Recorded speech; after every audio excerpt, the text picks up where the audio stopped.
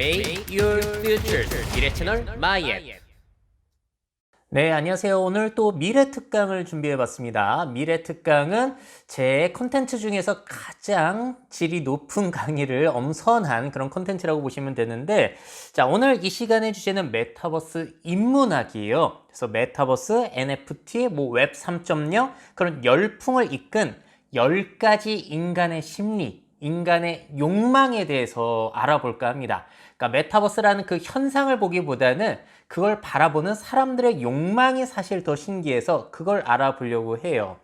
자, 왜냐면은 사실 예전의 트렌드들 그렇게까지 사람들의 욕망을 잘 보여주지 않았던 것 같은데, 자, 생각해 보자고요.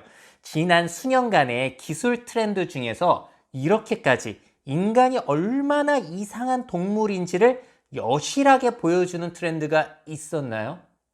자, 그래서 저는 이런 생각이 든 거예요. 메타버스, NFT 트렌드 이런 것들을 보게 되면은 인간에 대해서 정말로 많은 것들을 배울 수가 있구나. 그래서 와, 인간이란 참 이상하고 신기하다라는 것을 이번 디지털 가상 트렌드 현상을 보면서 많이 배우게 됐습니다. 자, 그러면 첫 번째 욕망부터 한번 볼게요. 자, 뭐가 있냐면은 희소성에 대한 욕구부터 시작을 해야 될 것 같습니다. 사실 인간이란 동물, 희소한 것들에 집착하는 것은 우리가 뻔하게 알고 있어요. 다이아몬드, 한정판 운동화, 하다못해 스타벅스의 한정판 텀블러까지 사람들이 굉장히 그런 것들을 원하잖아요. 이런 것들은 우리에게 익숙한데 이번 사건, 이번 트렌드가 우리에게 알려준 굉장히 중요한 포인트는 이거죠. 아니, 사람들이 가상의 희소성에도 반응을 하더라. 자, 보시게 되면 비트코인 같은 경우는 무한하게 나오는 게 아니라 2100만 개, 크립토펑크 같은 경우에도 1만 개의 이미지만 있고 디센트럴랜드 가상의 땅도 딱 9만 개로 한정이 되어 있어요. 자, 사실 이게 얼마나 웃기냐면 디지털 공간 안에 어떻게 한계가 있습니까? 무한하게 만들어낼 수 있고 땅도 무한하게 우리가 건설해낼 수가 있는데 이렇게 가상의 희소성, 수량을 한정시켜 두니까 사람들이 여기에 몰리고 반응을 하더라는 거죠. 참 누구나 복사 붙여넣기 하는 그림까지 몇백억 원의 거래가 될 정도로. 자, 그렇다면 좀 더 딥하게 들어가 볼게요. 현대인들이 이렇게 희소한 것들에 열광하는 이유는 무엇이냐? 사실 예전에 학자들이 다 분석을 해놨기 때문에 이건 어렵지가 않은데, 자, 왜냐면 사용 가치 때문에, 그리고 기호 가치 때문에, 그리고 이런 것들 때문에 또 투자 가치가 있어서 희소성에 열광을 하고 있는 거죠. 이 중에서 기호 가치는 조금 어려우니까 살짝 살펴볼게요. 요즘 우리가 살아가는 시대는 사실 공급 과잉의 시대입니다. 물건이 넘쳐나죠. 오히려 수요보다도. 그러다 보니까 매슬로우의 욕구 5단계에 비춰서 생각을 해보게 되면은 한마디로 먹고 살만해지게 되면은 생존을 위한 소비를 하는 게 아니라 뭘 위한 소비를 한다? 사회적인 욕구, 존경을 위한 욕구, 자아 실현을 위한 욕구를 위한 소비를 하게 된다는 건데 여기에서 그래서 역할을 하는 게 바로 기호 소비라는 거예요. 자, 여기서 기호라는 것은 기호 1번, 2번 할 때 그 기호입니다. 자, 이 내용은 장 보드리아르의 소비의 사회에서 잘 나와 있는데요. 그런 거예요. 현대인들은 사용가치도 사용가치인데 그 상품에 담긴 기호 혹은 상징을 구매한다는 겁니다. 자, 예를 들자면 이런 거예요. 어디 이동수단, 출퇴근할 때 이동수단이 필요하다면은 그냥 레이라든지 아반떼만 사도 되는데 왜 우리는 그렇게 비싼 수입차에 집착을 하는가? 자, 그리고 다이소에서도 시계 5,000원짜리 있는데 우리는 왜 명품 시계에 집착을 하는가? 옷들 많은데 왜 계속 사려고 하는가? 결국에는 사람들이 자꾸 차이를 드러내려고 한다는 거죠. 그 상품이 가지고 있는 상징과 기호를 소비함으로써 그게 바로 기호 소비입니다. 자, 그래서 이 현물들 같은 경우에도 실제 있는 물건들 같은 경우에도 사용가치, 기호가치 그리고 이런 것들이 희소하다 보니까 또 신발도 재테크 수단으로 리셀해가지고 투자가치까지 있잖아요. 이런 것들이 복합적으로 작용을 하게 되는데 신기한 것이 디지털 가상 이런 것들에도 이 세 가지 가치가 다 사용이 된다는 겁니다. 사용가치 측면에서 보자면 비트코인 같은 경우에는 해외에 돈 보낼 때 그리고 카지노 같은 시설에서 좀 환전이 쉬우니까 잘 사용할 수 있다는 것이고 또 다른 불법적인 목적도 있죠. 크립토펑크를 기호 가치의 예로 들자면은 부자들 같은 경우에는 수억원 하는 이런 크립토펑크를 구매해서 트위터에 프로필 사진으로 해놔서 일반인들과 차이를 둔다든지, 자, 그리고 이렇게 희소성이 있다 보니까 땅 투자를 해가지고 차익을 얻는다든지, 이런 복합적인 것들이 다 희소성의 가치를 높여주고 있는 거예요. 그런데 이 중에서도 NFT 아트는 좀 이상한 측면이 있는 게 뭐가 있냐면요. 사실 우리 집을 예쁘게 꾸미기 위해서 NFT 작품을 사서 저렇게 띄워둔다. 사실 저게 이제 카카오의 클립드랍스를 삼성TV나 LGTV에 띄워둘 수 있다고 앱이 생긴 건데요. 여러분들이 구매 안 하셔도 되죠. 사실 NFT 그림들은 인터넷에서 복사 붙여넣기가 가능하다 보니까 저도 실제로 NFT를 구매 안 했는데 똑같은 미스터 미상이라는 작가의 작품을 캡처해가지고 저렇게 띄워둘 수도 있다는 거. 사실 집안을 꾸미는 사용가치 측면에 봤을 때는 돈을 사실 지불할 필요가 없는 거예요. 투자 가치도 없는 거고. 자, 그럼에도 불구하고 요즘의 디지털 가상자산들, 그러면 왜 희소성의 가치가 커졌냐? 결국에는 투자 가치의 측면이 굉장히 크기 때문에 관심을 받고 있다. 그래서 실물에 있는 희소성과는 좀 다른 특성을 가지고 있는 거죠. 앞으로 미래에는 이런 것들의 사용 가치, 기호 가치가 있을 것이니까 미리 투자해야 된다라는 사고, 그 욕망들이 여기에 반영이 되어 있는 겁니다. 근데 이러한 새로운 시대를 열어준 혁신적인 기술과 사건이 있기 때문에 사실 이게 가능한 거죠. 첫 번째는 뭐죠? 바로 블록체인이라는 분산 원장 기술. 그래서 이런 기술이 있기 때문에 이게 또 말이 된다라고 평가가 되는 거고, 또 한 가지, 이것만으로는 투자로 그렇게 사람들의 관심을 끌어모을 수 없을 수도 있는데, 우리가 이걸 경험했잖아요. 비트코인? 만질 수도 없는 그런 것들이 어떻게 가치가 있어? 라고 했는데, 봐라! 이렇게까지 가치가 비싸졌잖냐. 이만큼 가상의 물체도 희소성이 큰 가치를 지닐 수 있다는 것을 이 사건들이 보여준 겁니다. 그래서 이거는 혁신이 맞고요. 새로운 세상 그리고 새로운 시장을 열어줬다는 그 측면에 있어서 굉장히 중요한 사건이라고 생각이 돼요. 이것과 비슷한 사건이 뭐가 있었냐면은 마르셀 듀상의 샘이라고 하는 저 작품이 있습니다.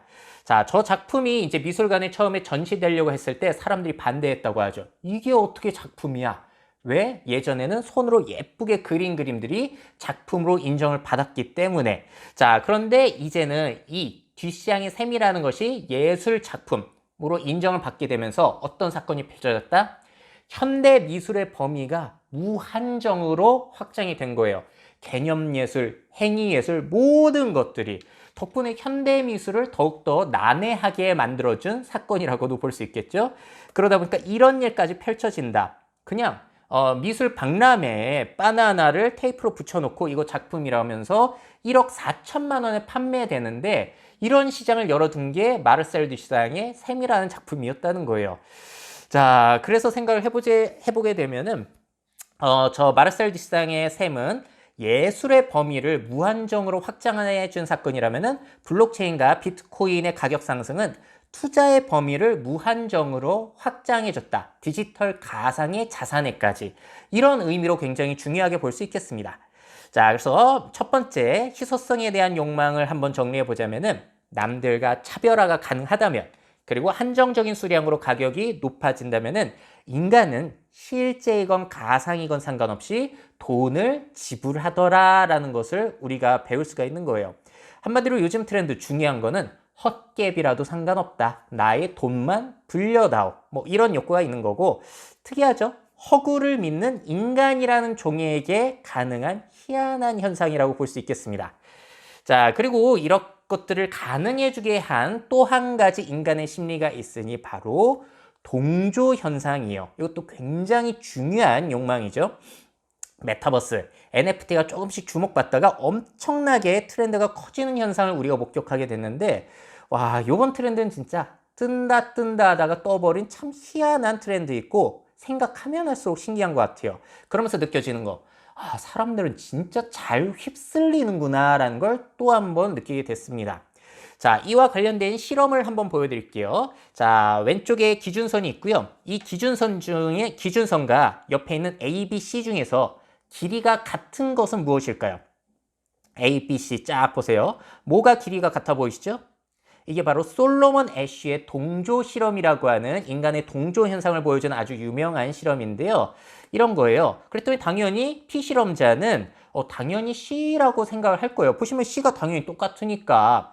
자, 그런데 다른 사람들, 이 피실험자 말고 다른 사람들은 고용된 사람들이거든요. 그 고용된 사람들이 이제 이렇게 이야기를 하는 거예요. 당연히 A가 같죠. 라고 사람들이 웅성거리기 시작하게 되면은 피실험자는 어떻게 생각한다? 뭐? A라고? 진짜 A인가? 내가 A라고 대답하면 나만 혼자 이상해지는 거 아니야? 이렇게 휩쓸려 갈 수가 있다는 거예요. 실제로 123명의 피실험자 중에서 76.4%가 적어도 한 번은 오답을 이야기했다고 합니다. A라고. 이렇게 잘 휩쓸린다. 또 한 가지 심리실험. 스탠리 밀그램의 3의 법칙이라는 게 있습니다. 길거리에서 세 사람이 고개를 들고 하늘로 손으로 하고 가리키고 있으면은 지나다니는 대부분의 사람들이 멈춰서 똑같은 데를 이렇게 바라보며 찾고 있다는 거예요. 이게 한 명일 때, 두 명일 땐 효과가 없는데 세 명이 그렇게 조작을 하게 되면은 사람들이 다 이렇게 속아 넘어간다는 겁니다. 그래서 세 명만 있으면 변화를 만들 수 있다라는 이 군중 심리, 동조 현상을 보여주는 굉장히 유명한 실험이에요. 자, 우리가 지금도 잘 보고 있죠? 포켓몬빵. 자, 사람들 몰린다 하면 나도 가야 될 것 같은 그런 압박감을 느끼잖아요. 우리들이 살면서 자주 느낄 거예요. 특히나 귀 얇은 분들일수록 그런 것들을 더 휩쓸리게 되는 거고, 물론 이런 것들에 허니버터칩도 마찬가지고 희소성에 대한 욕구도 많이 반영이 되어 있다라고 볼 수 있겠죠. 자, 그럼 다시 메타버스로 돌아와 볼게요. 메타버스가 사실 우리나라에서 소개되기 시작한 게 2020년 말쯤부터였거든요. 그때 소개됐던 게 로블록스, 제페토, 포트나이트 이런 것들이었습니다. 근데 이때만 하더라도 정말 소수의 몇 분만 이야기를 하셨던 거고 사례도 이런 것들로 똑같았어요. 근데 초기에 소개됐던 이유는 굉장히 합리적이에요. 요즘 아이들이 이런 걸 좋아하는데 그럼 이 아이들이 커서도 이러한 형태로 인터넷을 즐기지 않을까요? 한번 주목해 봅시다 라는 이야기로 먼저 시작이 됐던 게 메타버스 트렌드였습니다. 그래서 이렇게까지 커질 줄 몰랐죠. 근데 이런 것들이 복사 붙여넣기로 기사화가 됐다 보니까 이제 여기저기서 우리나라 관공서 기업에서 우리도 메타버스 합니다라고 하면서 막 사례들이 우후죽순 한국에서 생겨나기 시작했어요. 물론 그때 책도 나오고 하면서 영향을 많이 받았던 것 같습니다. 그래서 아이들이 좋아하니까 주목해보자 해서 너도 나도 반드시 해야 되는 휩쓸려가는 트렌드가 된 거고요. 여기에서 느낄 수 있는 점 뭐냐면은 개개인의 사람뿐만이 아니라 기업에도 동조 현상은 그대로 적용이 된다. 저 기업에서 한다? 저 관공서에서 했다라고 하면 이제 윗선에서 시키는 거지. 야, 딴 데서 한다는데 우리도 해보자. 뭐 이런 식으로 돼가지고 휩쓸려 가더라. 심지어 이때는요, 초창기에는 뭐 NFT라든지 블록체인 이야기 자체가 없었어요. 그래서 우리나라에서 거의 대부분 했던 거는 네이버 제페토, 그 애들이 했던 거 거기에다가 적용하는 게 거의 다였습니다. 그럼에도 불구하고 난리가 나기 시작했던 거죠. 근데 이런 현상에 정부도 속아 넘어가요. 그래서 정부도 이제 넘어가가지고 메타버스 신산업 육성한다라고 이러고 있으니까 이러면 어떻게 되는 거죠? 너도 나도 조금이라도 관련이 있으면 지원금 받으려고 사례들이 막 생겨나는 거예요. 신청서 내게 되면서. 그래서 한국은 메타버스로 가장 다양한 시도를 하는 나라가 되었습니다. 자, 실제로 구글에서 메타버스에 대한 검색량, 미국과 대한민국을 비교해 보시면은 파란색이 대한민국이거든요. 대한민국이 미국보다 검색량이 훨씬 더 높았어요. 자, 미국에 있는 이 중간 쪽에 잠깐 미국에서 메타버스 검색량이 역전한 데가 있는데 이건 그냥 무시하셔도 되세요. 왜냐면 이때는 로블록스에서 메타버스 챔피언십이라고 하는 그냥 이벤트, 게임 이벤트가 그런 명칭으로 붙으면서 메타버스 챔피언십을 애들이 검색 많이 하다 보니까 그 기간에 높아졌던 것 뿐이거든요. 자, 그래서 우리가 여기서 또 확인할 수 있는 게 뭐가 있냐면요. 동조 현상이라든지 군중 심리는 개인주의가 발달한 나라에서 더 심할까요? 집단주의가 발달한 나라에서 더 심할까요? 아무래도 집단주의가 발달한 나라, 특히나 아시아 지역에서 좀 더 이런 현상이 더 목격이 된다는 거예요. 우리나라는 많이 개인화 사회로 넘어가긴 했지만 여전히 군중 심리가 많이 남아있다는 거 여러분들도 아마 대부분 동의하실 것 같습니다. 그래서 이런 현상이 좀 펼쳐졌다라고 원인을 분석할 수가 있겠고요. 더 재미난 내용 말씀드릴게요. 보통 기사에 보게 되면은 뭐 메타버스 이런 것들 MZ세대가 열광한다라고 과격하게 기사를 쓰시는데 사실 이건 거짓말이죠. 자, MZ세대도 다 취향이 갈리고 호불호가 갈리고 제페토 로블록스 하는 애들이 있고 안 하는 애들이 있다. 중학생한테 물어보면 제페토 정도만 되면 이제 유치해서 안 한다라는 이야기가 나온다는 거. 그래서 MZ세대가 제일 좋아하는 게 아니라 MZ세대 중에서 관심 있는 사람의 비율이 좀 더 높을 뿐이라는 거죠. 근데 언론에서 이렇게 이야기를 하게 되면은 좀 귀얇은 사람들이 먼저 넘어가게 되어 있어요. 자, 그래서 여기에 대해서 기성세대가 보이는 반응이 굉장히 재밌습니다. 어떤 반응을 보일까요? 제가 목격한 게 이런 것들이에요. 나 늙었나 봐. 이해가 안 가. 라면서 자신을 늙었다고 폄하하는 것들을 볼 수가 있어요. 아니, 이해가 안 가면 이해가 안 간다라고 솔직하게 이야기하실 수 있어요. 저 사람들이 이상한 거 아니야? 라고 하면 되는데 그게 아니라 그걸 이해 못하는 자신을 늙었다고 자신을 폄하하는 현상을 제가 목격을 했습니다. 자, 왜냐면 그동안 세상의 변화가 굉장히 빨랐기 때문에 그 변화를 놓치면 기회를 놓친다는 것을 우리가 학습을 해왔기 때문이죠. 저도 늘 메타버스, NFT 소식을 보면서 드는 생각이 내가 시대를 못 따라가는 건가? 라고 저를 폄하하는 것들 저도 당연히 느끼고 있어요. 근데 재미난 얘기를 또 드리자면은 사실 이 메타버스 현상을 대학교 신입생들, 특히나 뭐 여대생들 그들한테 얘기해주면은 그들은 어떤 반응을 보일까요? 그 친구들도 똑같이 난 이제 늙었나 봐. 이게 이해가 안 가.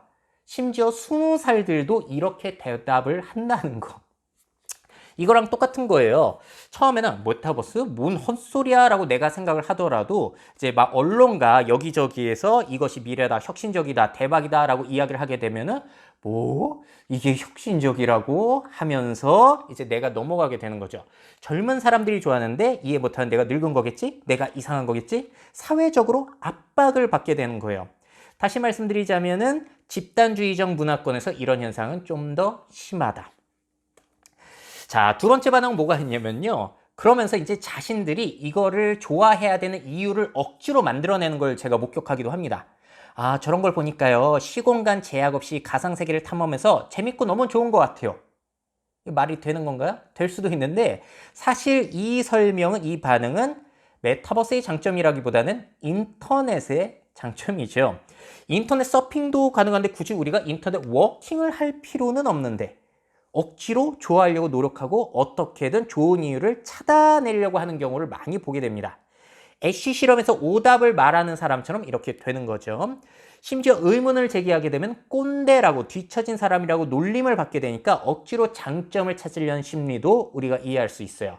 물론 저도 마찬가지입니다. 오늘 인간의 심리 얘기하는데 저도 다 해당이 되는 이야기예요. 이게 의미 있는 트렌드니까 저도 초반에는 그 의미를 찾으려고 이렇게 발버둥 친 흔적을 여러분들이 보실 수 있습니다. 근데 여기서 또 흥미로운 사실. 이러한 동조 현상 실험 중에서 한 사람이라도 자신과 같은 반대 의견을 낸다면은 그 오답률은 급격하게 내려간다고 해요. 저도 느낍니다. 제가 요즘 메타버스 강의할 때 이런 얘기를 초반에 드려요. 여러분들 메타버스에 대해서 어떻게 생각하세요? 라고 하면 사람들이 답변을 주세요. 재밌고 좋은 것 같다라는 대답이 처음에는 대부분입니다. 그러다가 이제 제가 강의 중간중간에 이런 얘기를 하죠. 이런 점 때문에 뜬 거니까 여러분들 굳이 좋아하려고 노력 안 하셔도 괜찮아요. 이거 모르셔도 괜찮은 겁니다. 라고 하면 슬슬 이제 실토를 하세요. 자신도 이해가 안 간다, 거품인 것 같다, 뭐 이런 식으로. 근데 제가 뭐라고 신빙성이 떨어질 수 있잖아요. 그럴 때 이제 앨런 머스크도 메타버스에 대해서 이해를 못하고 있어요 라고 말씀을 드리면은 이제 확실하게 사람들의 의견이 달라집니다. 아, 이런 얘기를 들으니까 제가 이상한 게 아니란 생각에 안심이 되네요 라고 의견이 이제 완전히 뒤바뀌게 되는 거예요. 재밌죠? 자, 아까도 말씀드린 것처럼 빠른 세상의 변화 속에 낡은 사고를 가지고 뒤처지면 안 된다는 압박감을 현대인들은 많이 느끼고 있기 때문에 이렇게 메타버스 현상에 동조를 많이 됐다라고 할 수가 있을 것 같습니다.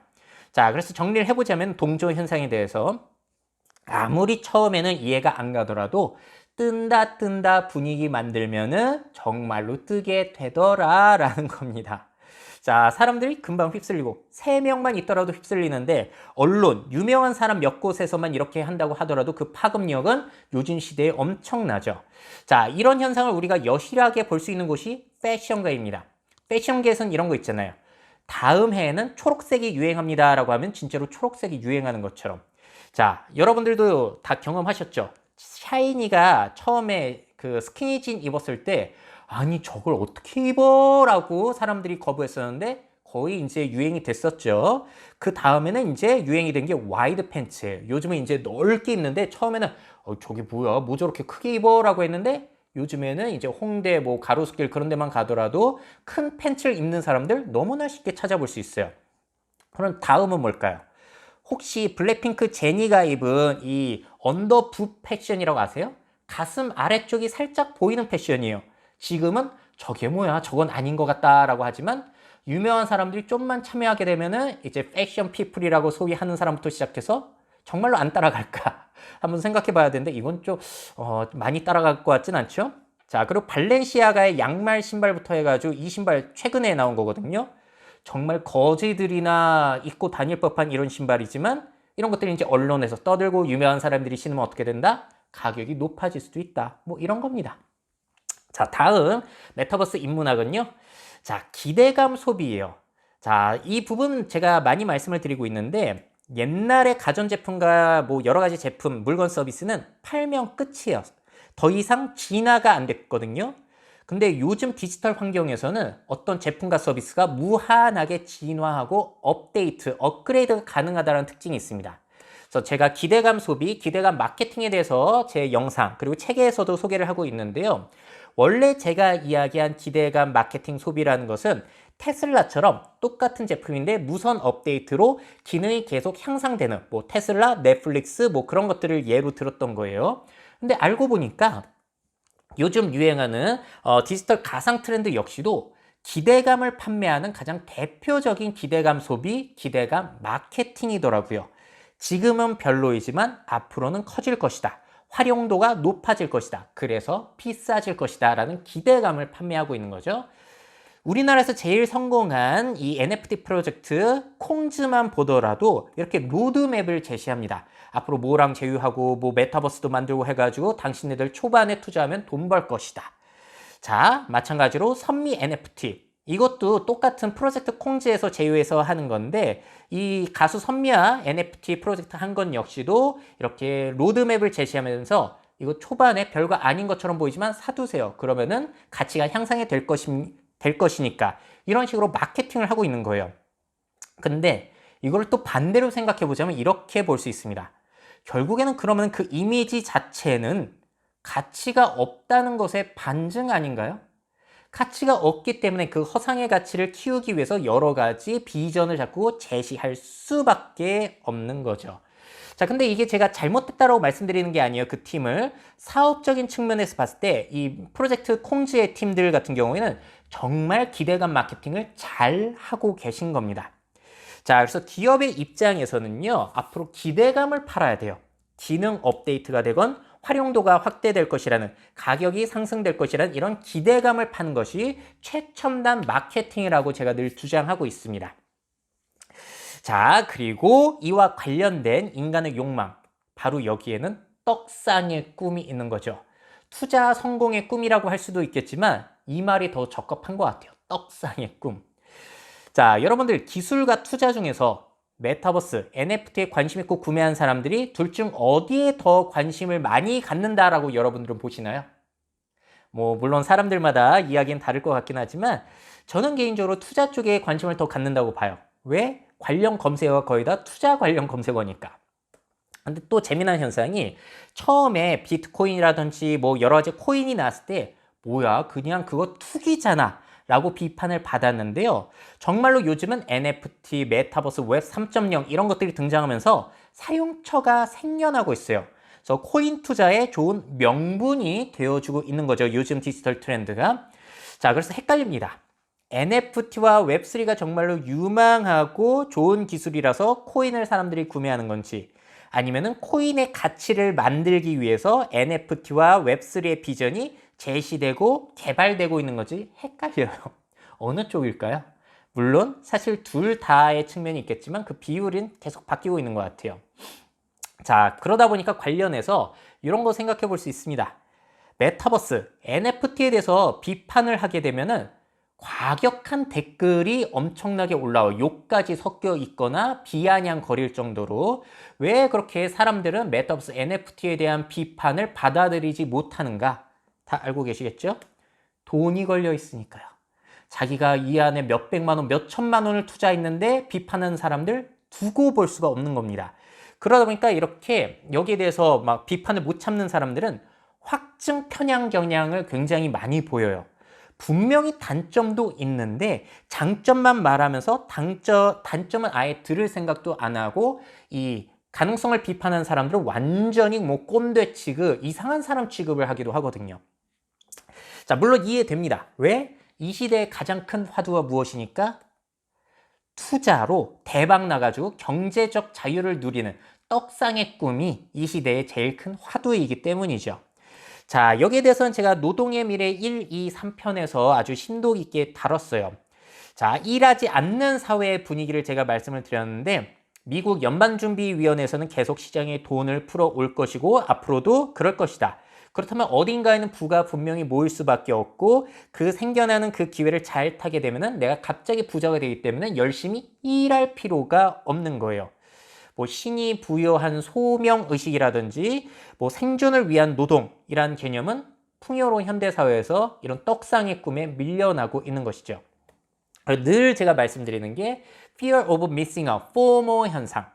우리가 강남에 땅 살 기회, 비트코인 초반에 싸게 살 기회는 놓쳤지만 다음에 또 부자가 될 기회는 놓칠 수가 없다라는 그런 불안감. 새로운 기회를 잡지 못한다는 그 불안감이 팽배해져 있는 상황입니다. 특히나 젊은 세대들의 경우에는 이게 부의 역전 기회이기 때문에 열광을 다른 세대들보다 더 많이 할 수밖에 없는 거고요. 제가 만약에 진로 고민 많은 20, 30대였다면은 저도 반드시 이 트렌드에 푹 빠져들었을 것 같아요. 뭐하러 취업을 해? 이거 잘해가지고 투자 대박 내면 되지. 이런 맹신론자가 됐을 것 같고, 제가 만약에 스타트업 창업을 지금 한다고 한다면은 저도 NFT 웹3 분야일 것 같아요. 별로 투자금은 들어가지 않는데 돈은 많이 되니까. 물론 웹3는 좀 돈 많이 들어가지만 NFT는 그렇게 돈이 많이 들어가지 않잖아요. 그리고 제가 만약에 VC, 투자자라고 하더라도 이쪽에 투자할 겁니다. 왜냐면은 코인 발행을 해가지고 그리고 NFT 발행을 해가지고 투자 수익을 빨리 챙길 수 있으니까. 보통 스타트업에 투자하면 뭐 상장하고 뭐 투자금 챙길 때까지 많이 시간이 걸리는데 이런 코인 관련해서 발행해 버리게 되면은 금방 수익을 챙길 수 있으니까 뭐 기회인 것은 분명히 맞는 것 같습니다. 그래서 우리가 예전에는 유명한 책이 뭐 사피엔스, 포노 사피엔스 이런 게 있었는데 요즘은 이런 것도 과거의 담론이 된 것 같고요. 요즘의 인류는 결국에는 호모 인베스투스, 투자하는 인간이 투자하는 동물이 된 것 같습니다. 뭐 이런 거죠. 나는 투자한다, 고로 존재한다. 뭐 증거라고 하면 그런 것 같아요. 요즘 서점에 가서 베스트셀러 보면은 예전에는 자기계발 서적 뭐 그런 게 많았다면 요즘은 투자 관련 서적이 많다는 거. 자, 정리를 해보자면은 참여자들에게 부자를 될 기회를 작용하는 것이 현 시대의 가장 큰 소비자 유입 전략이라는 것을 기업은 알고 있죠. 자, 그래서 요즘 NFT 마케팅 많이 하죠. CU에서도 하고 신세계에서도 하고 농협에서는 아예 메타버스 만들고 땅까지 이제 거래하게 하려는 시도를 하고 있는 게 이런 이유라고 볼 수 있겠습니다. 자, 다섯 번째 심리학 욕망 볼게요. 바로 도박의 법칙이에요. 이쪽 투자하시는 분들은 굉장히 지금 이야기를 싫어하실 수도 있는데 이와 관련된 유명한 실험은 바로 스키너 상자의 간격 조절 실험입니다. 굉장히 유명한 동물 행동 제어 실험이죠. 이런 거예요. 버튼을 30번 눌렀을 때 한 번 먹이를 주는 거. 버튼 누르기 횟수를 랜덤으로 했을 때 무작위로 먹이를 주는 거. 쥐는 어떤 경우에 버튼을 더 많이 눌렀는가? 정답은 후자였다고 합니다. 자, 전자인 경우에는 먹이를 얻은 후에 잠시 쉬었다가 또 먹이를 30번 이렇게 레버를 30번 누르는데 후자의 경우에는 휴식 없이 계속 누르더라는 거예요. 이런 실험을 우리가 봤는데 이게 바로 도박의 법칙이라는 거죠. 동물의 뇌를 자극하는. 자, NFT 역시도 이런 측면이 있어요. 왜냐면 NFT 처음에 민팅할 때 받게 되는 이미지 자체가 다 다른 경우가 많습니다. 이런 크립토 펑크라든지 뭐 메타콩즈라든지 그런 것도 마찬가지고, 그래서 희귀한 액세서리 뭐 그런 것들을 하게 되면은 오히려 가격이 더 높아지는 거예요. 그래서 내가 딱 민팅을 성공해가지고 카드를 받았는데 오, 희귀하다, 그럼 대박이고, 좀 평범한데 하면은 덜 수익이 나기 때문에 도박의 측면이 있어요. 뽑기 같은 느낌인데 단순 놀이가 아니라 이게 돈 주고 사고 파는 거라서 문제인 거죠. 자, 그래서 정리를 해보자면 이런 겁니다. 어떤 코인, NFT에서 대박이 터질지를 또 몰라요. 그리고 디지털 자산의 가격 심한 변동성 다 알고 계시죠? 그래서 투자 손실을 봤다면 다시 도전을 해서 대박을 노리게 되는 거니까 분명히 도박이랑 비슷한 측면 있습니다. 이거를 부정하실 분이 계실까요? 그렇기 때문에 국내에서도 NFT, P2E 게임에 대한 규제가 있는 거고요. 왜냐하면 아이템 획득 과정에서 이런 복불복 과정의 요소가 있다면 도박과 유사해지기 때문에 규제가 아직까지는 있는 거예요. 근데 이걸 철폐해야 된다는 목소리가 요즘 많죠. 자, 그래서 최근에 댓글 달린 것 중에 제가 공감을 많이 했던 게 이거예요. 언제부턴가 투자와 노름판의 차이를 모르겠다라는 댓글. 굉장히 공감이 가는 댓글이었습니다. 자, 정리를 해보자면 동물은 불확실한 보상 시스템에 더욱 집착하는 경향이 있더라.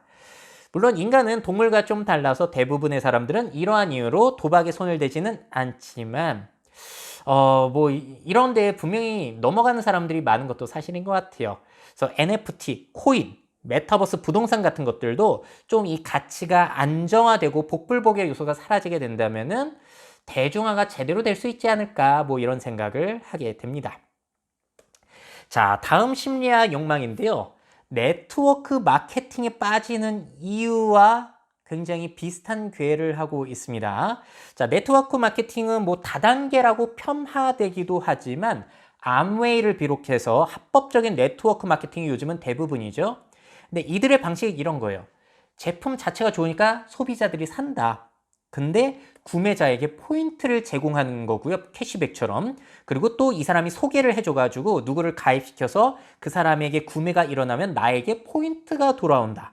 그리고 또 그 사람이 다른 사람을 가입시키고 구매시키면 나에게 또 포인트가 돌아와서 소비자들이 부자가 될 수 있다는 게 네트워크 마케팅의 신화였어요.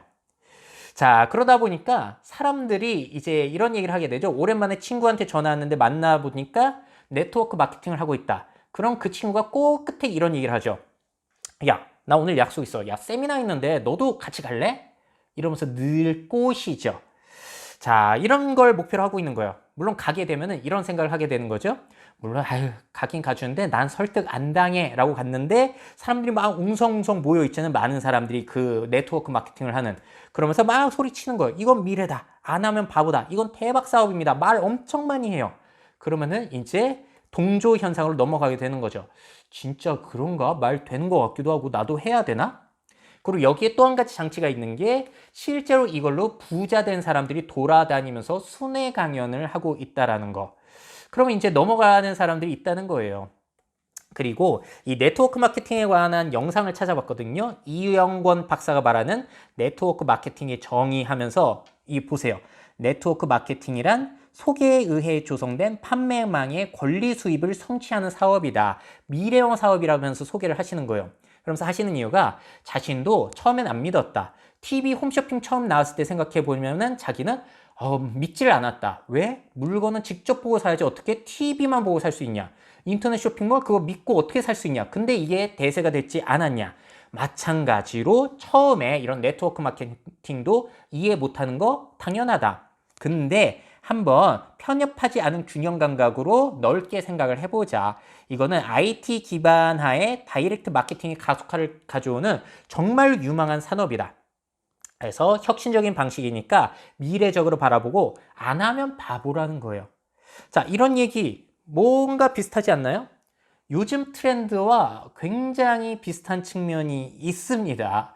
자, 요즘 디지털 가상 트렌드 이런 거잖아요. 세상을 바꿀 뭐가 등장했다. 뭐 코인이건 NFT건 웹3건 그러면서 누군가가 소개를 하죠. 세상을 바꿀 것이니까 참여하라고 해요.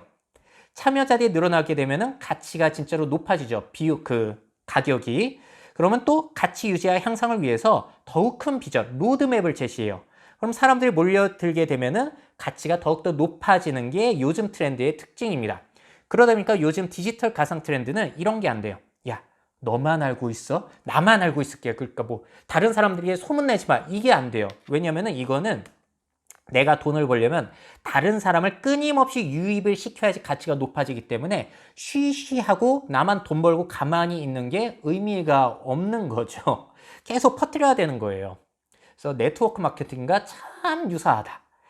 자, 그리고 또 여기에서 반대 의견을 생각해 보자면은 NFT 코인을 무작정 투기라고 폄하하는 것도 사실 현명한 태도는 아니죠. 왜냐면은 블록체인이라는 혁신 기술이 포함이 되어 있고 디지털 가상생활은 계속해서 커질 게 분명하기 때문에. 그런데 이거를 왜 덮어놓고 투기라고 비난부터 하는 사람들이 있을까? 이 심리는 이런 겁니다. 네트워크 마케팅이 실패하는 이유와 똑같아요. 자, 제가 여기서 이야기하는 실패라는 것은 네트워크 마케팅이 주류가 되지 않고 여전히 틈새 시장으로 남아있기 때문에 실패라고 말씀드린 겁니다. 자, 여러분들 네트워크 마케팅 하는 친구가 연락하면 어떤 생각 드세요? 나를 보고 싶어서가 아니라 돈을 목적으로 나를 만나려고 하는 게 느껴지기 때문에 만나기 싫으시죠? 영업하는 친구도 마찬가지고. 자, 이런 생각 가지시잖아요. 제품이 실제로 정말 우수하다고 하더라도 어차피 자기 돈 벌려고 저러는 거잖아 라는 생각 때문에 그 친구 이야기, 그 제품의 우수성이 들리지를 않아요. 근데 블록체인 관련된 것들도 똑같습니다. 기술이 정말로 혁신적이라고 하더라도 어차피 자기 돈 벌려고 저러는 거잖아 라는 생각 때문에 사람들이 일단 듣지도 않고 비난부터 하는 사람들이 있다는 거예요. 자, 그러다 보니까 블록체인 관련 기술의 가능성은 제대로 파악이 어렵습니다. 누가 돈 목적으로 이야기하는지 진짜 기술의 장단점을 이야기하고 있는지에 구별이 어렵기 때문이에요. 네트워크 마케팅과 상당히 비슷하죠. 그래서 이 파트를 정리해 보자면은 돈 벌 수 있는 혁신적인 방법이다. 안 하면 바보다. 이런 유혹은요, 앞으로도 계속해서 생겨날 것이라는 거. 왜? 사람들이 넘어가니까. NFT 붐이 끝나더라도 뭔가 또 미래에는 새로운 게 나올 겁니다. 자, 다음 심리학 욕망 진짜 재미난 부분이에요. 용어만 변경하더라도 사람들이 넘어간다는 거. 자, 최근에 이런 기사가 있어요. 배달 요금이 높아지다 보니까 셀프 배달족이 뜨고 있다는 거예요. 자, 뭔가 새로운 트렌드가 일어나고 있는 것 같죠? 근데 셀프 배달족, 사실 뭡니까? 그냥 포장이에요. 근데 말만 바꾸면 뭔가 대단해 보이고 새로운 현상처럼 느끼게 하는 그런 힘이 있다는 거예요. 또 예를 들어서 이런 겁니다. 자, 신세대가 MZ세대로 요즘은 바뀌어서 이름이 불려지고 있잖아요. 그러다 보니까 MZ세대라는 이야기를 요즘 쓰게 되는데 그러면 사람들의 주의를 좀 더 끌어모을 수 있고 뭔가 새로운 척을 할 수 있다는 거예요. 세상이 워낙에 빨리 바뀌다 보니까 용어를 그럴듯하게만 지어내게 되면은 사람들이 뭔가 중요한 걸로 알아차린다. 자, 이런 용어만 바꾸는 거를 한국에서 제일 잘하는 집단이 있습니다. 어딜까요? 바로 트렌드 코리아 팀이라고 생각이 들어요. 이 팀들은 트렌드에 명칭을 부여하는 게 굉장히 큰 장점이거든요. 예를 들어서 언택트도 이 팀에서 만든 건데 사실 이게 새로운 게 아니잖아요. 왜? 비대면과 무인 매장을 말만 바꾼 말장난이니까. 더 어이없었던 건 전 뉴트로예요. 자, 레트로와 뉴자가 붙었다는 건데 사실 레트로의 말 자체가 뭐죠? 과거로 회고한다는 거예요. 회귀한다는 거. 결국에는 레트로가 뉴트로 똑같은 겁니다. 근데 사람들이 막 언론에서도 보도하고 하면서 새로운 걸로 넘어가더라. 멀티 페르소나. 말도 안 되는 거죠. 왜? 이 페르소나라는 말 자체가 그 구스타프 융이 얘기했던 한 사람이 여러 가지 사회적 가면을 쓴다라는 이야기가 이미 여러 개 복수의 의미가 들어가 있기 때문에 멀티라는 말 자체가 사실 필요가 없어요. 그쵸? 자, 그래서 이게 제가 비꼬는 게 아니라 이 팀은 정말로 대단한 능력을 갖추신 거예요. 이런 것들, 사람들이 공감할 수 있는 이런 것들 말을 만들어서 언론이나 그런 데 퍼뜨릴 수 있는 힘을 가지고 있다.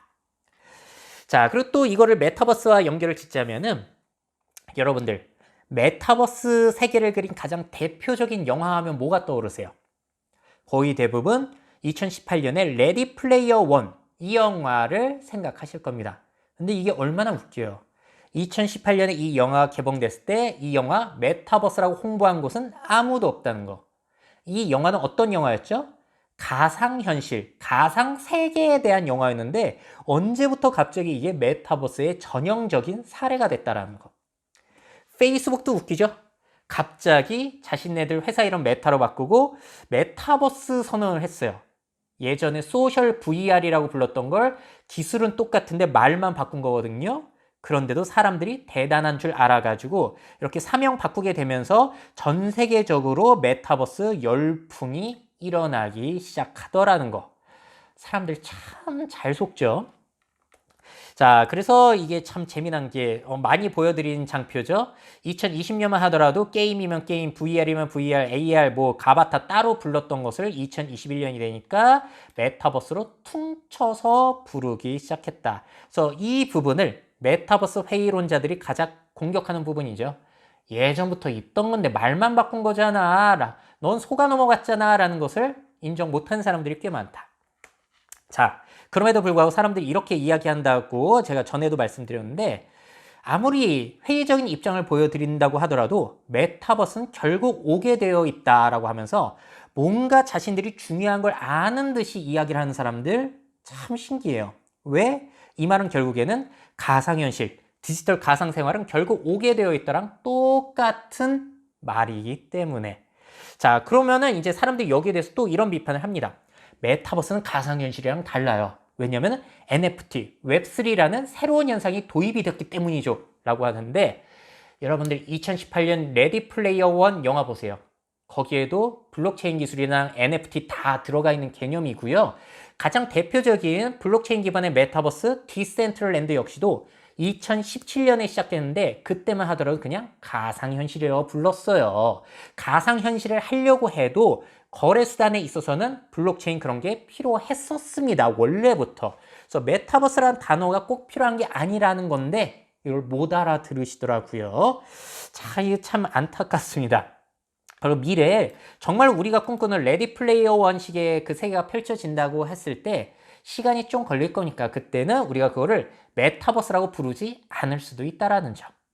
자, 그리고 또 재미난 현상이 뭐가 있냐면은 게임이면 게임, VR, SNS, 이커머스, 아바타 따로 부를 수 있는 것을 이렇게 퉁쳐서 메타버스가 온다라고 하면은 또 사람들이 뭔가 대단한 일이 일어나는 것처럼 새로운 일이 일어나는 것처럼 속아 넘어간다는 거예요.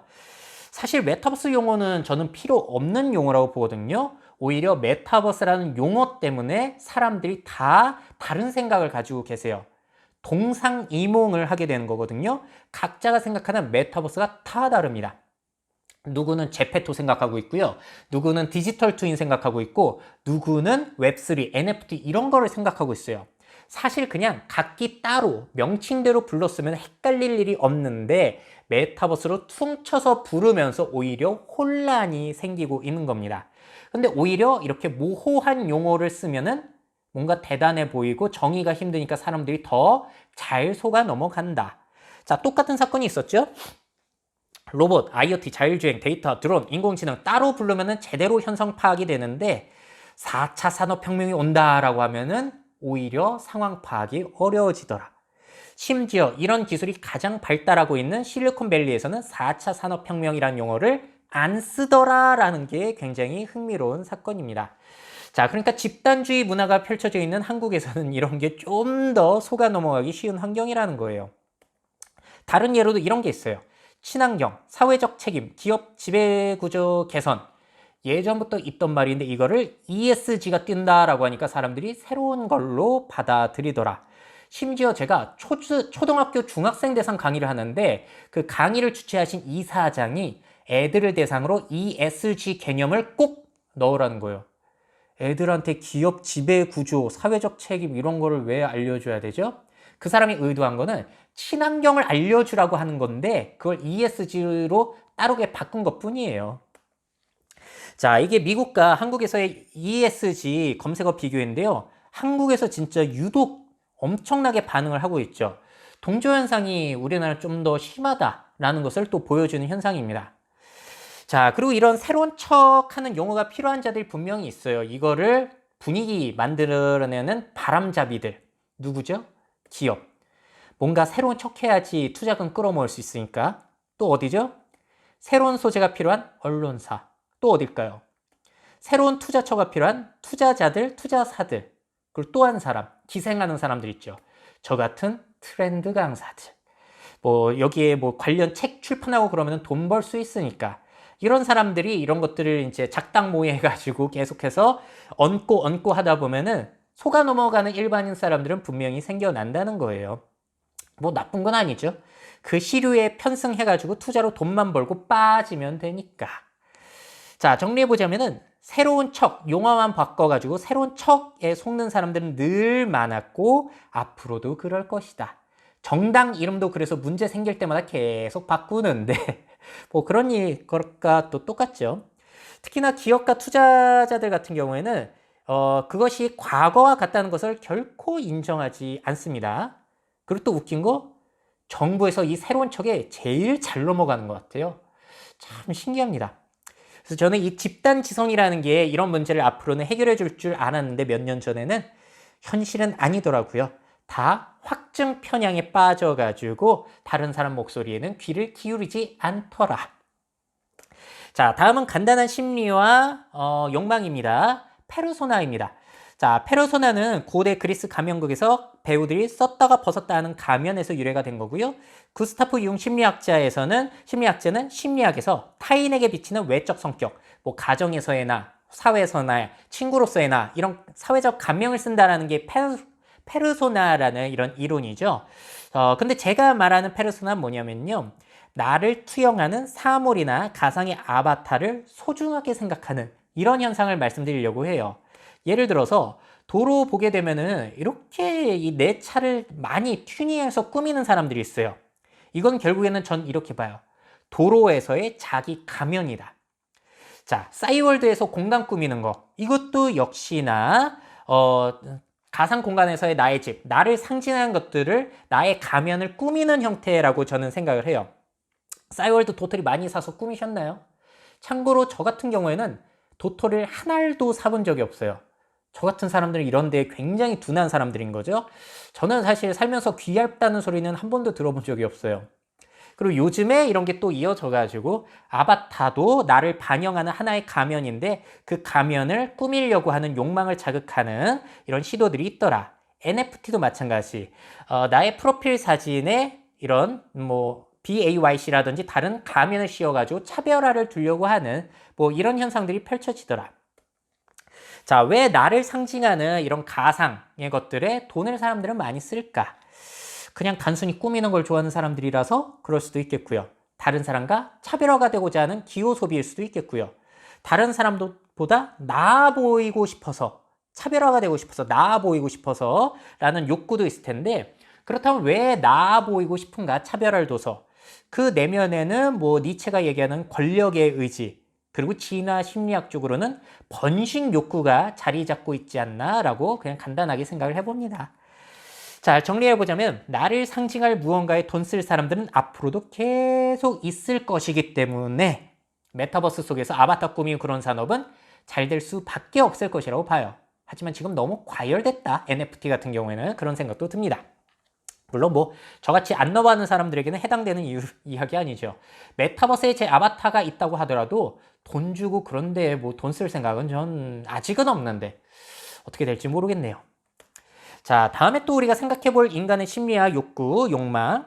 요즘에 키덜트들이 증가하고 있다는 거예요. 한마디로 어른인데 애와 같은 그 성향을 보여주는 사람들이 늘어나고 있다는 거죠. 제가 강의 내용 중에 이런 얘기를 한 적이 있어요. 제페토 유치하잖아요. 뭐 그런 얘기를 한 적이 있는데 거기에 대해서 댓글이 달렸어요. 유치하게 보는 당신이 늙은 것이다. 어떻게 보시나요, 여러분들? 자, 근데 제가 이 이야기를 듣고 생각을 해보니까 제 이야기도 맞고요. 댓글을 다신 이분의 이야기도 맞는 것 같아요. 제 이야기가 맞는 이유는 뭐냐면은 성인 대부분의 사람들은 제페토를 유치하게 볼 것이면은 맞기 때문에 10명 중에 몇 명이나 이게 유치하지 않다라고 보겠어요. 그건 아니잖아요. 근데 다른 사람 이 댓글 의견도 의미는 있는 게 뭐냐면은 이런 거 좀 유치해 보이는 아이들 형식의 이런 것들을 좋아하는 어른들의 수가 계속 늘어나고 있다는 것도 정답이니까. 실제로 이 닌텐도사의 동물의 숲 게임을 즐겼던 사람들은 아이들이라기보다는 20대들, 20, 30대들의 성인들이 많았고요.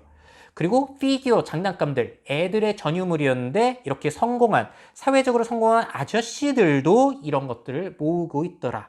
그리고 요즘에 포켓몬빵, 그 안에 들어있는 띠부띠부씨를 찾기 위해서 20, 30대들이 막 편의점 빵을 찾아다니고 있잖아요. 심지어 저는 너무나 재밌던 게 뭐냐면은 이게 밈화가 돼가지고 이렇게 편의점에 포켓몬 빵이 없다라는 것들을 이런 식으로 재미나게 써붙이고 있어요. 이게 얼마나 재밌냐? 편의점의 알바생이건 주인이건 일하는 거 싫어하잖아요. 근데 이 밈 현상에 참여하려고 이런 귀찮은 일들을 사서 하고 있다라는 거. 와, 이 밈화가 되면 일도 놀이화가 될 수 있구나라는 게 참 신기했습니다. 자, 왜 키덜트들이 증가하고 있을까 생각을 해보자면은 뭐 원인 중에 이런 것도 있을 수 있어요. 인간의 수명이 늘어나다 보니까 유년기가 연장될 수 있다라고 볼 수 있겠죠. 옛날이었으면 10대 후반, 20대 이미 어른이 되어 있다 보니까 결혼하고 애 낳고 완전히 사회적 책임지고 있고 그러다 보니까 아이들로서의 그런 유치함을 버려야 된다는 생각이 짙었는데 지금은 아니죠. 이제 뭐 결혼 시기도 초혼 연령인 30세를 넘어갔으니까 모든 것들이 이제 늦어지는 거예요. 그리고 이게 굉장히 중요한 역할을 한다고 봐요. 젊은 문화를 중시하는 사회적인 분위기. 세상의 변화가 빠르다 보니까 뒤처지면 늙는다. 이런 압박감 때문에 어린이 혹은 젊은이로 남고자 하는 피터팬 컴플렉스가 굉장히 팽배해져 있다. 자, 그리고 가벼움을 미덕으로 여기는 사회 분위기도 한몫했을 거예요. 이제 중요한 가치는 재미있고 쿨한 것들, 이런 가벼운 것들이 굉장히 사람들에게 인정을 받고 있는 시대이죠. 그리고 제일 중요하게는 경제적인 풍요로움 때문에 가능해진 거예요. 먹고 살기 힘들면 어른들이 장난감 사거나 게임 안 하죠. 근데 풍요로운 사회니까 이게 가능해졌다. 그래서 이 중에서 중요한 내용은 이런 것 같아요. 이 시대의 노잼은 유죄로 판단이 되고 있기 때문에 이렇게 BAYC, 자, NFT 프로젝트 중에 제일 성공한 BAYC 역시도 세계관을 가지고 시작을 하죠. 가상자산의 급부상으로 부자가 되어버린 원숭이가 세상의 지루함을 느끼고 늪에 들어가 본인들만의 아지트를 만들었다라는 세계관으로 시작을 합니다. 근데 이거 하나가 최소 가격이 4억 원이에요. 수억 원의 투자도 세계관과 컨셉질부터 시작하는 게 요즘의 트렌드다. 재밌습니다. 정리를 해보자면은 기업의 마케팅도 재미있고 게임스럽고 세계관을 즐기는 분위기로 어른이들, 키덜트의 입맛에 맞게 진행을 해야 된다는 게 요즘의 분위기라는 겁니다. 참 재미있습니다. 자, 마지막이에요. 인간의 욕망, 심리, 내적 동기와 외적 동기로 마무리를 지어 보려고 해요. 특히 이 부분은 웹 3.0과 관련이 많은데요. 사람들이 게임을 좋아하는 이유는 뭐죠? 뭔가요? 그냥 재밌으니까. 근데 만약에 그러니까 이 재밌으니까는 내적 동기가 유발이 되고 있는 거예요. 내가 좋아서 한다는 거죠. 사람들이 시켜서 하는 게 아니고 돈을 줘서 하는 게 아니라. 자, 근데 만약에 게임하는 사람들에게 돈을 준다면 아이템 획득 그런 걸로 처음에는 더욱 신나서 하겠죠. 문제는 이거예요. 돈을 주다가 갑자기 안 준다면 수익률이 떨어진다면 어떻게 될까요? 사람들이 에휴 돈도 안 주는데 뭐하러 하냐라고 하면서 떠날 가능성이 굉장히 높아요. 왜냐하면 재미라는 내적 동기가 아니라 돈이라는 외적 동기가 더욱더 크게 작용을 했으니까. 실제로 엑스 인피니티라고 하는 가장 대표적인 P2E 게임에서 수익률이 떨어지다 보니까 사용자도 많이 떨어지더라 라는 것들이 보여지기도 했습니다. 왜냐면은 게임에서 코인을 얻으면 사람들이 바로 현금화를 해가지고 코인이 넘쳐나니까 가격이 떨어진 거예요. 수익률이 안 좋으니까 사람들은 떠나는 거고 내적 동기가 아니라 외적 동기가 작용했기 때문입니다. 게임은 단순한데. 자, 그렇다면 웹 3.0, NFT, 메타버스에서의 내적 동기, 외적 동기의 비율은 어떻게 될까요? 자, 웹 1.0, 2.0, 3.0 혹시 모르시는 분들은 제 컨텐츠 중에 웹 3.0에 대해서 설명한 컨텐츠가 있으니까 찾아보시면 되고요. 웹 2.0의 단점을 보완하자는 거예요. 뭐 페이스북이라든지 유튜브 같은 경우에는 사람들이 이제 참여하고 공유하고 그러게 되면은 모이게 되잖아요. 유저들이. 그러면은 그 유저들의 데이터를 모아가지고 맞춤 광고를 한다든지 이런 식으로 광고료로 돈을 벌어가지고 이제 부자가 된 기업들이에요. 그러면은 이런 불만이 있다는 겁니다. 아니 참여자들이 다 키워졌는데 이름 왜 기업이 다 가져가냐? 이런 것들이죠. 내가 아무리 인스타그램에 글 쓰고 뭐 그런더라도 나한테 돈 안 주잖아. 뭐 이런 것들.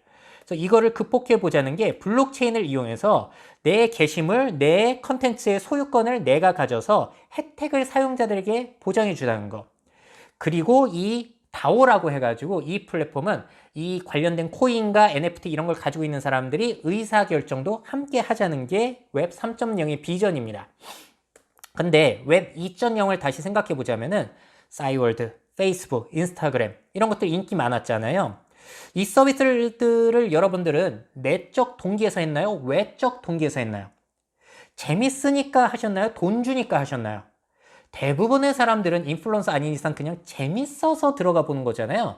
저도 하루 종일 들어가요, 인스타그램. 왜? 사진 보는 게 재밌으니까. 전 올리지도 않는데. 자, 물론 게시물을 올리고 조회수 높으면 돈을 많이 버는 외적 동기가 있기는 한데 그냥 순수하게 사람들이랑 소통하고 사람들에게 나 잘 살고 있다라고 하는 그 자랑하고자 하는 내적 동기를 굉장히 많이 여기서는 포함을 하고 있는 것 같아요. 근데 만약에 이 외적 이런 서비스들에 참여를 했을 때마다 이제 좋아요를 받고 게시물 올릴 때마다 코인을 준다든지 해가지고 돈을 벌게 해주다가 수익률이 떨어진다 하면 어떻게 될까요? 그러더라도 이런 플랫폼들을 사람들이 여전히 많이 이용할까요? 그럴 가능성은 많이 없을 것이라고 예측이 되는 거예요. 자, 왜냐? 돈을 내고 하는 것은 뭐죠? 그건 바로 놀이예요. 근데 돈을 받고 하는 것은 뭐죠? 그건 바로 노동이기 때문이죠. 자, 그래서 여기서 웹 3.0의 딜레마가 생깁니다. 수익을 챙겨주는 게 오히려 독이 될 수 있어요. 왜? 수익률이 떨어지면 사람들이 바로 이탈할 수 있으니까. 한마디로 웹3에서의 P2E 게임, SNS 뭐 그런 것들의 모든 활동, 내 참여가 놀이가 아니라 노동으로 느껴지면 수익률 떨어지면 빠져나간다는 겁니다. 실제로 NFT, 메타버스 관련 주식과 코인 수익률 떨어지니까 관심도도 뚝 떨어지는 걸 또 목격을 했거든요. 자, 그럼 생각을 해보자고요. 기존의 뭐 페이스북이라든지 구글 같은 경우 판을 깔아주면 이용자들이 재미를 위해서 알아서 지속적으로 참여를 하고요. 놀이터만 이제 깔아준 거예요. 그럼 기업은 그들에게 맞춤 광고를 제공해서 수익을 얻어요. 사람들은 돈에 대해서 생각할 거 없고. 그러면은 이 방식이 더욱더 혁신적인 방식 아닌가요? 왜? 인간의 내적 동기를 이해한 더 똑똑한 방법이니까. 반면에 웹3 같은 경우에는 외적 동기를 극대화하는 방식입니다. 자, 그러면 유튜버의 차이점은 뭐냐? 유튜브는 크리에이터만 수익을 얻고 시청자는 광고만 보는 방식이에요. 시청자는 크리에이터는 돈을 위해서 한다고 치더라도 대부분의 참여자들, 보는 사람들은 그저 그냥 시청자, 놀이의 측면이기 때문에 웹3와는 좀 다르다는 것이죠. 웹3에서는 모든 이가 수익을 얻을 것이라고 자랑을 하고 있으니까. 모든 이라기보다는 훨씬 다수가. 그래서 이거를 한번 지켜봐야 될 것 같습니다. 자, 정리해 볼게요. 외적 동기가 강한 최근의 디지털 트렌드, 특히나 웹3, 과연 지속적인 인기가 가능할 것인가? 사람들이 수익률만 쫓아갈 가능성도 있지 않은가? 어디에 참여했다가 수익 떨어진다 하면 다른 곳으로 가고, 다른 곳으로 가고, 다른 곳으로 가고, 이런 게 가능해지지 않을까? 물론 이 문제들을 잘 알고 잘 설계해서 성공하는 웹3도 분명히 나오기는 할 것 같은데 그게 뭐가 될지는 아무도 예측을 못한다는 게 문제죠. 자, 이렇게까지 해가지고 메타버스, NFT 열풍을 이끈 10가지 인간의 심리와 욕망에 대해서 함께 살펴봤습니다. 어떤 생각 드셨나요? 자, 정리를 하면서 오늘 콘텐츠, 오늘 강의 마무리 지으려고 합니다. 자, 인간은 늘 이상했고요. 앞으로도 이상할 거예요. 그런데요, 그 이상함이 큰 돈을 벌어줄 수도 있다는 거. 이게 오늘 강의의 결론입니다. 현대사회에서 고고한 척, 속물 아닌 척해서는 돈 못 벌죠. 자, 그래서 이런 생각도 듭니다. 이 시대의 지혜란 무엇인가? 지혜라는 게 그냥 수익률로 판단되는 건 아닐까요? 한마디로 대박 터트릴 투자처를 미리 찾아내가지고 투자해가지고 대박 나는 사람이 현 시대의 현인, 지혜로운 사람으로 판단되는 것은 아닌가? 뭐 이런 생각을 하게 됩니다. 자, 여러분들의 다양한 생각들 그런 공유, 댓글로 공유하면서 이제 생각 공유하고 반대 의견 들으면서 생각을 더욱더 확장할 수 있는 기회가 될 수 있기를 바랍니다. 또 저는 다음 미래 특강 잘 준비해서 찾아뵙도록 할게요. 미래 사회 변화를 업데이트하고 싶으신 기업 및 기관, 그 밖에 미래 트렌드 교육이 필요하신 분들은 myf21 네이버닷컴 이메일로 연락 주세요.